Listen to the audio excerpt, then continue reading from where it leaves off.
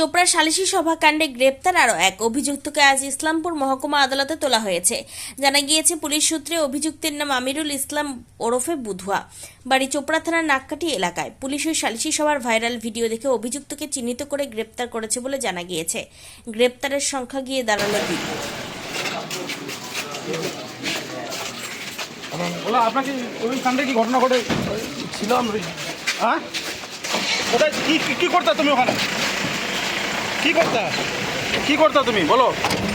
দর্শক হিসাবে দেখতেছিলাম। হ্যাঁ, তোমার ভূমিকা কি ছিল ওখানে?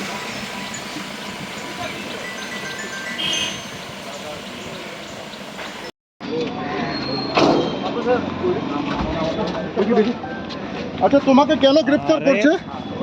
তোমাকে কেন গ্রেপ্তার করেছে? তোমাকে কেন গ্রেপ্তার করেছে?